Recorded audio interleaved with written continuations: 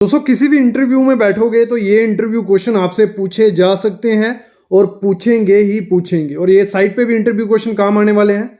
तो आज की वीडियो में मैं 10 इंटरव्यू क्वेश्चन आपको बताने वाला हूं जो आपको काफी काम आएंगे, और एक फ्री इंटर्नशिप भी बताने वाला हूं। पहले 10 इंटरव्यू क्वेश्चन आपको बता लूंगा, एक फ्री इंटर्नशिप बताऊंगा एलएनटी में जो है, जो फ्रेशर भी अप्लाई कर सकते हैं और एक्सपीरियंस सिविल इंजीनियर भी। तो बहुत इंपॉर्टेंट वीडियो आपके लिए होने वाली है, तो आपको 8 से 10 मिनट इस वीडियो को देने हैं। तो स्टार्ट करता हूं, लेकिन उससे पहले एक काम कर लेना है, चैनल को सब्सक्राइब कर लेना, और लाल बटन दिख रहा है उसको दबा लो, बेल आइकन दबा लो। Practical knowledge, interview question, house construction related सब कुछ फ्री में इस चैनल पे आपको मिलता रहेगा। तो स्टार्ट करता हूं। सबसे पहला इंटरव्यू क्वेश्चन जो है वो है, जो मतलब एक ऐसा प्लास्टिसाइजर होता क्या है, सबसे पहले आपको ये पता होना चाहिए। तो प्लास्टिसाइजर, कौन सा प्लास्टिसाइजर यूज किया जाता है सेल्फ कंपैक्टिंग कंक्रीट के लिए। तो इसके लिए पहले समझो, जो प्लास्टिसाइजर होता है उसका काम होता है, जो पानी की मात्रा हमें डालनी होती है कंक्रीट में, 1 m³ हमें कंक्रीट बनाना है, तो उसमें कितनी मात्रा रहती है। मतलब अगर लगा लो 210 लीटर डाला जाता है, 140 लीटर डाल रहे हैं, जहाँ 0.55% डाल रहे हैं, तो वो अगर हम उसमें प्लास्टिसाइजर यूज करने जाएंगे तो वो मात्रा कम हो जाती है। मतलब कंक्रीट में हम पानी कम डालेंगे, उसकी बदले में क्या डाल देते हैं, प्लास्टिसाइजर या सुपर प्लास्टिसाइजर। इससे होता क्या है, इससे ये होता है कि मोस्टली सेग्रीगेशन या ब्लीडिंग की दिक्कत आती है कंक्रीट में। क्या होता है, सेग्रीगेशन होता है, मटेरियल अलग अलग हो जाता है, और ब्लीडिंग के टाइम क्या होता है, पानी सतह पे आ जाता है और वहाँ क्रैक्स आने के चांसेस काफ़ी ज़्यादा होते हैं। तो इसलिए हम क्या करते हैं, पानी की मात्रा जितनी कम रख सकें तो उतनी रखते हैं। लेकिन अगर हम पानी की मात्रा कम कर देंगे तो हमारा कंक्रीट क्या होता है, वर्केबल नहीं रहता, उससे काम करना मुश्किल हो जाता है, लेबर ज़्यादा लगती है, मेहनत ज़्यादा लगती है। तो इसलिए हम यूज़ क्या करते हैं, प्लास्टिसाइजर। वो पानी की मात्रा भी कम कर देता है और कंक्रीट को वर्केबल भी रखता है। तो ऐसा ही सेल्फ कंपैक्टिंग कंक्रीट में प्लास्टिसाइजर यूज किया जाता है, उसे बोलते हैं पॉलीकार्बोक्सिलेट ईथर, PCE।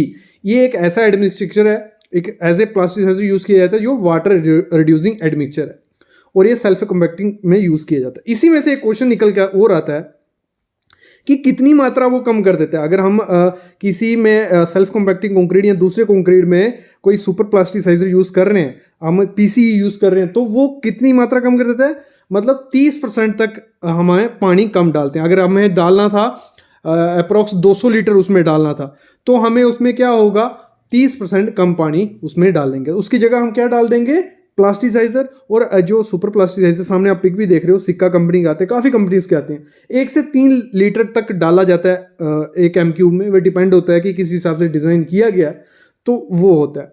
और हम चेक भी कैसे करते हैं कि कितना हमें ज़रूरत पड़ेगा इसमें प्लास्टिसाइजर डालने की। तो एक टेस्ट किया जाता है, मार्श कोन टेस्ट। इस पर अगर आप कमेंट करोगे तो मैं वीडियो लाऊंगा। मार्श कोन टेस्ट किया जाता है, जैसे स्लम टेस्ट होता है, वो किया जाता है कंक्रीट की वर्केबिलिटी चेक करने के लिए। यहाँ के सुपर प्लास्टिसाइजर बहुत है या ज़्यादा क्वांटिटी में डालना है, उसके लिए हम मार्श कोन टेस्ट करते हैं। ये बहुत इंपॉर्टेंट क्वेश्चन था, एलएनटी में इंटरव्यू क्वेश्चन में पूछा गया है, एफकॉन कंपनी में इंटरव्यू में पूछा गया, तो बहुत इंपॉर्टेंट क्वेश्चन था। अगला क्वेश्चन है, but is the basic purpose of retarder in concrete. जो रिटार्डर्स होते हैं वो कंक्रीट में क्या करते हैं, क्यों हम यूज करते हैं। तो बाकी 7 क्वेश्चन और इस क्वेश्चन का आंसर देता हूं, लेकिन एक अपडेट में आपको पहले दे देता हूं। तो मैं बात कर रहा हूं पावर प्ले ऐप के बारे में, जिसकी मैं वीडियोस हमेशा लाता ही हूं, और एक काफ़ी अच्छी ऐप है, फ्री में ऐप आपको मिल रही है, तो उसको ज़रूर डाउनलोड करना चाहिए। पावर प्ले ऐप एक ऐसी ऐप है जिसमें आप मैनेजमेंट और प्लानिंग कर सकते हो फ्री में। तो आज एक इसके 2 फीचर के बारे में बात करने वाला हूं, बहुत इंपॉर्टेंट है। एक तो अटेंडेंस, आप इजीली अटेंडेंस का रिकॉर्ड रख सकते हो, ना किसी पेपर की ज़रूरत है ना कुछ। आप वर्क चूज कर लिए, स्टील वर्क, कितने स्किल वर्कर थे, अनस्किल कितने थे, वर्किंग आवर क्या था, और भी काफ़ी फीचर्स हैं। आप अटेंडेंस रख सकते हो अपने फ़ोन में, और यही अटेंडेंस आप कहीं भी इंडिया के या फॉरेन के किसी कोने में दूसरा बंदा भी देख सकता है कि आज इस वर्क में कितने लोग काम कर रहे थे। ये एक फीचर हो गया। दूसरा बहुत इंपॉर्टेंट फीचर है इसका चैट का।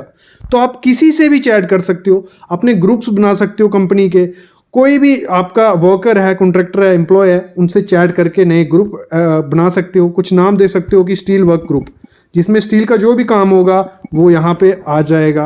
मतलब वहाँ ऐड कर सकते हो, जो भी फ़ोन नंबर आप ऐड करोगे वो वहाँ इजीली आ जाएगा, और आप उनसे चैट कर सकते हो वर्क के रिलेटेड। पूरा मतलब एक पूरा होल पैकेज है, फ्री में एक ऐप है पावर प्ले ऐप। डिस्क्रिप्शन में लिंक डाल देता हूँ, डाउनलोड कर लीजिए, एक बार ज़रूर विजिट करिए, अपनी कंपनी ओनर या एम्प्लॉय को दीजिए, काफ़ी अच्छी ऐप है। सबसे पहले रिटार्डर को समझ लो। रिटार्डर्स होते हैं जो क्या करते हैं, सेटिंग टाइम को डिले कर देते हैं। मतलब हमारा 30 मिनट इनिशियल सेटिंग टाइम होता है ना, तो वो डिले कर देंगे, वो 45 मिनट कर देंगे, 1 घंटा कर देंगे कि हम अच्छे से कंक्रीट को यूज़ कर जाएं, वो उसका हाइड्रेशन प्रोसेस थोड़ा स्लो हो जाए या वो जल्दी सेट होना ना स्टार्ट हो। तो बेसिक पर्पस क्या होता है, increase the initial setting time of cement paste in concrete, ये काम होता है रिटार्डर्स का। और शुगर को एक रिटार्डर बोला जाता है, शुगर भी एक अच्छी रिटार्डर माना जाता है। अगर एक क्वेश्चन भी बहुत इरेज होता था पहले, इंटरव्यू क्वेश्चन में पूछा जाता था, और ऐसे भी आपको सोशल मीडिया गूगल पे देखा जाएगा कि अगर आपके कंक्रीट में चाय गिर जाए तो उससे क्या होगा। तो उससे यही होता है, अगर जितनी क्वांटिटी में हमें चीनी उसमें चाहिए, क्योंकि चाय में होती है चीनी, तो चीनी क्या करती है, रिटार्डर का काम करती है। वो क्या करेगी, डिले सेटिंग टाइम कर देगी और ज़्यादा कुछ नहीं करेगी। अगर ज़्यादा क्वांटिटी में चाय गिर गई तो वो कंक्रीट को इफेक्ट भी कर सकती है। तो यहां तक क्लियर हो गया। अगला इंटरव्यू क्वेश्चन है, what is the reason that steel is given in circular shape, कि क्यों जो स्टील होता है वो सर्कुलर शेप में ही आता है। आपने मोस्टली देखा होगा जो हमारा नॉर्मली सरिया यूज़ किया जाता है वो गोल शेप में होता है, ऐसे स्क्वायर शेप में क्यों नहीं होता है, ट्रायंगल शेप में क्यों नहीं होता है, क्वाड्रिलेटरल शेप में क्यों नहीं होता है। तो इसका कारण ये होता है, जो सर्कुलर शेप होती है ना, उसमें stress distribution very efficient manner से होती है और थ्रू आउट एक जैसी जाती है। मतलब सब जगह पे जो स्ट्रेस आएगा, लोड आएगा, वो प्रॉपर्ली डिस्ट्रीब्यूट होगा चारों कोने पे। लेकिन जो ट्रायंगल हो गई, स्क्वायर हो गई या क्वाड्रिलेटरल हो गई, उसमें क्या होता है, जो मतलब जो एज होगा, मतलब स्क्वायर में भी एज होगा, ट्रायंगल में भी एज होगा, क्वाड्रिलेटरल में भी एज होगा, तो एज की तरफ क्या होता है, स्ट्रेस सबसे ज़्यादा जाता है और फेलियर के चांसेस तभी वहाँ पे सबसे ज़्यादा बनते हैं। अगर जहाँ पे आपने सर्कुलर कॉलम दिया होगा वहाँ फेलियर के चांसेस कम हो जाते हैं, लेकिन उसकी कंस्ट्रक्शन कॉस्ट इंक्रीज हो जाती है। वैसे ही अगर हम स्क्वायर और रेक्टेंगल देते हैं, वहाँ फेलियर सबसे ज़्यादा पहले कहाँ होता है, उसके कॉर्नर्स पे, ये याद रखना। अगला क्वेश्चन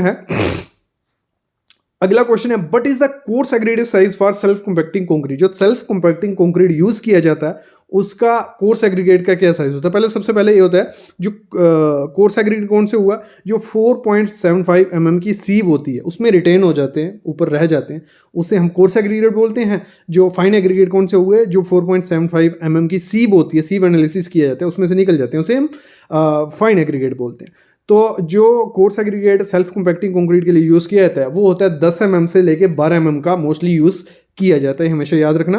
और सेल्फ कंपैक्टिंग कंक्रीट क्या होता है, जो अपने आप देखो फ्लेबल हो, जिसमें वाइब्रेटर की यूज़ नहीं पड़े, कंपैक्शन करने की ज़रूरत नहीं पड़े, मतलब अपने आप फ्लो करता जाए और कंपैक्शन भी अपने आप हो जाए और सब जगह हो जाए। मतलब पाइल्स वगैरह में यूज़ किया जाता है, जहाँ पे वाइब्रेटर मुश्किल होता है करना, वहाँ पे self compacting concrete mainly use किया जाता है। अगला क्वेश्चन है, why are pull out test perform for soil nails. Pull out test क्या होता है, बहुत जगह पुल आउट टेस्ट किया जाता है, आपने पाइल्स में देखा होगा, वहाँ पुल आउट टेस्ट किया जाता है। फिर सॉइल नेलिंग की जाती है। यहाँ क्या होता है, बिल्डिंग बड़ी बड़ी चट्टानें वगैरह, जैसे जम्मू कश्मीर हो गया, हिमाचल हो गया, वहाँ कंस्ट्रक्शन की जाती है, रोड बनाए जाते हैं, पहाड़ों को काटा जाता है।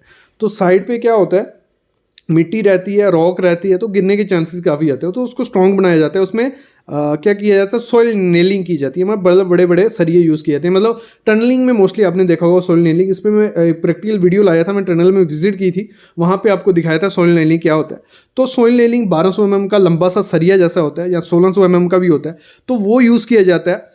तो उसका पुल आउट टेस्ट किया जाता है, उसका टेस्ट किया जाता है, चेक किया जाता है कि जिस सॉइल में हम ये डालने जा रहे हैं उसमें लेंथ कितनी ज़रूरत पड़ेगी। मतलब पूरा डिटेक्शन होती है 1200 mm की, 1600 mm की, और जब हम इसको डाल रहे हैं अंदर तो हमें इसमें कौन सी ग्राउट करनी है, मिट्टी का कोसिव सॉइल है, नॉन कोसिव सॉइल है, कौन सी टाइप की मिट्टी है, उसी हिसाब से ग्राउट को चूज़ किया जाता है। ग्राउट क्या हो गया, एक फ्लोएबल सीमेंटिस मटेरियल होगा जो अंदर जाएगा और वो सेट हो जाएगा सीमेंट की तरह, ठीक है।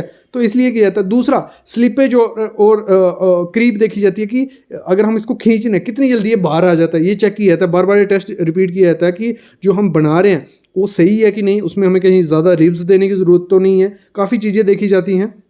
तो इसलिए क्या किया जाता है, pull out test mostly use किया जाता है। अगला क्वेश्चन है, why is propping required for long structure once the formwork is removed.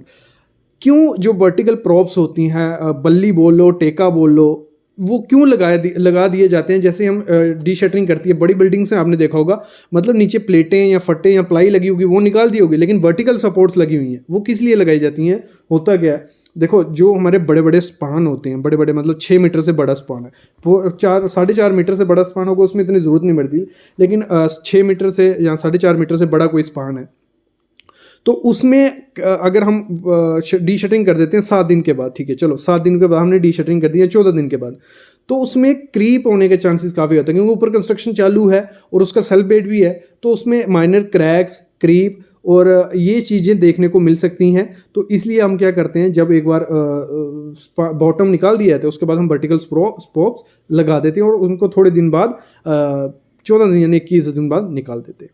अगर कोई आपको क्वेश्चन पूछे, एक्सपीरियंस वालों के लिए क्वेश्चन रहता है कि किसी बिल्डिंग को अगर एस्टिमेट आपको कर रहे हैं तो उसमें आपको क्या क्या डेटा चाहिए होगा, तो उसके लिए हमें मोस्टली चाहिए होता है पहले प्रोजेक्ट की स्पेसिफिकेशन कि किस टाइप का प्रोजेक्ट बनने जा रहा है, उसकी क्वांटिटी किस टाइप का नेचर है, साइज़ कितना रहेगा कंस्ट्रक्शन, ये चीज़ें अगर हमें पता होंगी तो हम एस्टिमेट कर सकते हैं। दूसरी चीज़ हमें पता होनी चाहिए प्रोजेक्ट की ड्राइंग, मतलब हमें आर्किटेक्चरल ड्राइंग मिल जाएगी 2D 3D या स्ट्रक्चर की, तो हम उसको एस्टिमेट कर सकते हैं। थोड़ा बहुत स्ट्रक्चर की नहीं भी होगी तो रफ एस्टिमेशन थंब रूल के हिसाब से कर लेते हैं, लेकिन बेसिक चीज़ें चाहिए होती हैं। रेट SOR चाहिए होते हैं हमें, जिस स्टेट में जिस कंट्री सिटी में होने वाला है उसका SOR होगा, मटेरियल का रेट पता होगा, तो हम ईजिली एस्टिमेट कर पाएंगे कि क्या क्या चीज़ें। तो ये इंटरव्यू क्वेश्चन थे, आई होप आपको पसंद आए होंगे। एक और इंटरव्यू क्वेश्चन साथ में, what is shedding of concrete.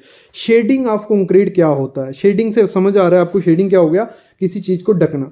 तो शेडिंग ऑफ कंक्रीट वर्क वही होता है कि जब कंक्रीट हो रहा होता है या हो जाता है तो उसको ढक दिया जाता है कि जो पानी है वो वेपोरेट नहीं हो। ये नहीं कि इनिशियल सेटिंग टाइम जब बीत जाए तो उसके बाद हटा देंगे, नहीं, उसको रखा जाता है कि वाटर की वेपोरेशन नहीं हो, क्योंकि उसमें क्रैक्स आने के चांसेस काफ़ी ज़्यादा बढ़ जाते हैं, चिनके क्रैक्सिस।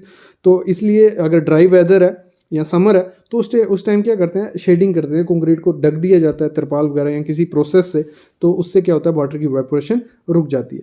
तो आई होप आपको ये इंटरव्यू क्वेश्चन अच्छे लगे होंगे। अभी हम चलते हैं किसकी तरफ, जॉब की तरफ, जो L&T में इंटर्नशिप निकल के आ रही है। सबसे पहले तो ये जो L&T में रहने वाली है इंटर्नशिप ट्रेनी सिविल की रहने वाली है और लार्सन एंड टूब्रो लिमिटेड में जॉब रहेगी। 4 दिन पहले डाली गई है, Naukri.com पे ये पोस्ट मेरे को मिली है। तो इसमें बीटेक या पोस्ट ग्रेजुएट जो हैं सिविल के इंजीनियरिंग में, वो इसके लिए अप्लाई कर सकते हैं। और इन्होंने लिखा है 0 से 5 साल, मतलब फ्रेशर भी और जिनको 5 साल का एक्सपीरियंस है वो अप्लाई कर सकता है। और स्किल उसके पास होनी चाहिए ब्रिज, हाईवे और सिविल इंजीनियरिंग की, तो इसके लिए ज़रूर अप्लाई करना चाहिए। तो इसमें जो मेंशन किया गया है, इसमें ज़्यादा उन्होंने मेंशन नहीं किया क्या ज़रूरत है क्या नहीं, लेकिन सिविल इंजीनियर्स अप्लाई कर सकते हैं। तो इसको अप्लाई करने के लिए आपको क्या करना है, ये मैं लिंक डिस्क्रिप्शन में डाल दूंगा, ठीक है, वेबसाइट का, तो वो आप जाके अप्लाई कर सकते हो। उसके लिए पहले आपको Naukri.com पे ID बनानी पड़ेगी, उसके बाद आप अप्लाई कर सकते हो। और एक चीज़ मैं करवा दूं, जो कोई भी कंसल्टेंट आपको फ़ी के लिए बोलता है कि आपको पहले फ़ी देनी पड़ेगी या इतने पैसे देने पड़ेंगे फिर आपका इंटरव्यू होगा या सिलेक्शन होगी, आपको किसी को पे नहीं करना है। अगर डायरेक्ट आपका इंटरव्यू या आप डायरेक्ट अप्लाई कर पा रहे हो तो अप्लाई कर लीजिए, क्योंकि मैं जो भी जॉब लेता हूँ, जो हमारी ऑफिशियल वेबसाइट है सिविल साइट विजिट या हमारा ऑफिशियल चैनल है सिविल इंजीनियर जॉब, वहाँ पे वही जॉब लाता हूँ जो कंपनी ने खुद से रिक्रूट की होती है। मतलब ना मैं किसी Naukri.com पे या कोई इंडीड पे या किसी की कोई जॉब नहीं रहता है, ऑफिशियल वेबसाइट पे जाते हैं और डायरेक्ट लिंक होते हैं, तो उस पर अप्लाई करना सही रहता है। तो यहाँ भी आप अप्लाई कर सकते हो, जल्दी जाके अप्लाई कर लीजिए, डिस्क्रिप्शन में लिंक है। और अभी मैं अलविदा लेता हूँ, लेकिन जाते जाते बता दूँ चैनल को सब्सक्राइब करके रखो, सिविल साइट विजिट चैनल को भी, और हमारा जो सिविल इंजीनियरिंग जॉब चैनल है वो उधर भी, क्योंकि काफ़ी चीज़ें आपको फ्री में मिल रही हैं, तो उनका फ़ायदा लीजिए। Thank you guys.